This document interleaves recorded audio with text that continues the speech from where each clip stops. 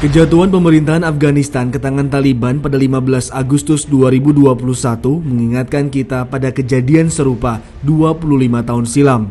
Kompas 28 September 1996 memberitakan Taliban merebut Kabul, ibu kota Afghanistan. Begitu Kabul jatuh, mantan Presiden Najibullah dieksekusi mati di depan umum. Taliban lalu memproklamasikan terbentuknya negara Islam, sedangkan pemerintah lama mengungsi ke utara Kabul. Kekacauan politik dan pergolakan senjata hampir tidak pernah berhenti di bumi Afghanistan.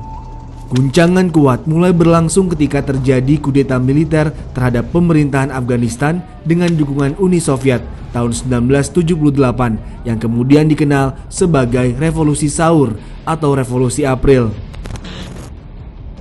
Dukungan Uni Soviet terhadap Revolusi Saur ternyata persiapan menghadapi invasi pasukan merah Desember 1979. Dari sinilah muncul berbagai kelompok perjuangan menentang keberadaan Uni Soviet di Afghanistan.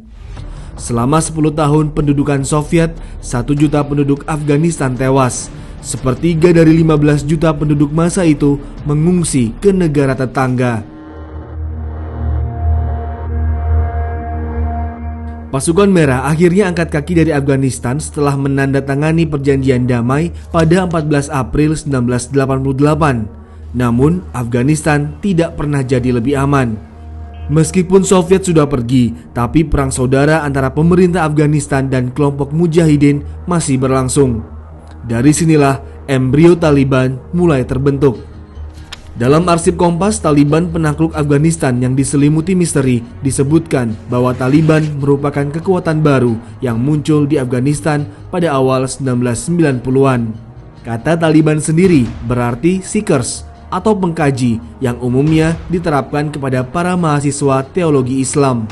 Mereka semula siswa yang mempelajari agama Islam dari berbagai madrasah di perbatasan Pakistan-Afghanistan yang kecewa kepada faksi-faksi mujahidin yang berebut kekuasaan setelah tumbangnya rezim dukungan Uni Soviet di Afghanistan tahun 1992.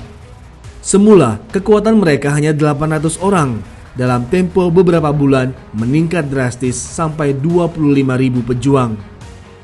Mullah Daud, seorang pemimpin muda Taliban, mengatakan, "Tujuan kami adalah membersihkan Afghanistan dari mujahidin-mujahidin yang telah menjadi pembunuh, pencuri, dan pedagang candu atas nama Islam. Kami ingin menghentikan penjarahan, ketiadaan hukum, dan tidak dihormatinya kaum wanita kami." Pemerintah di wilayah yang ditaklukkan Taliban berjalan efektif. Hal ini disebabkan antara lain karena bebas dari korupsi dan campur tangan faksi lain.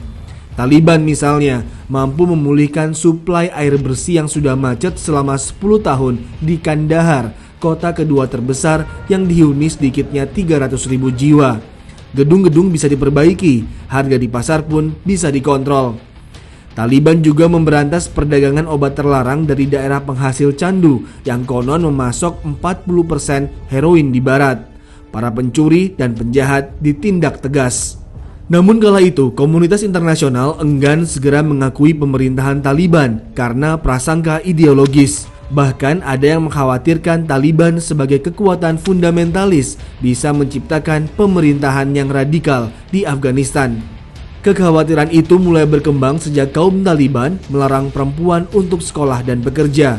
Mereka harus tinggal di rumah dan hanya boleh muncul di depan publik dengan pakaian yang menutup tubuh dari kepala sampai kaki. Universitas Kabul yang sebelumnya memiliki 18.000 mahasiswa dengan 8.000 orang diantaranya perempuan ditutup. Taliban juga melarang televisi, radio, dan segala macam hiburan. Akses listrik pun dibatasi. Taliban juga kerap mempertontonkan hukuman yang kejam di depan umum. Salah satunya sempat diberitakan Kompas pada Sabtu 5 April 1997.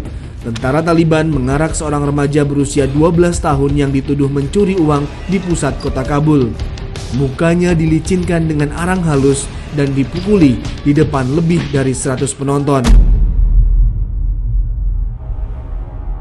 Pada Maret 1997, wartawan Kompas Mustafa Abdurrahman mengunjungi kota Kabul untuk melihat ibu kota Afghanistan yang sejak 27 September 1996 dikuasai Taliban. Mustafa bahkan mewawancarai juru bicara resmi Taliban, Mullah Amir Khan Muttaqi, dan menanyakan berbagai pertanyaan sensitif. Dan Amir Khan Muttaqi bilang sama saya, Anda coba lihat, Anda sudah beberapa hari di Kabul kan? Apakah Anda pernah mendengar dentuman peluru satu kali pun selama Anda di Kabul?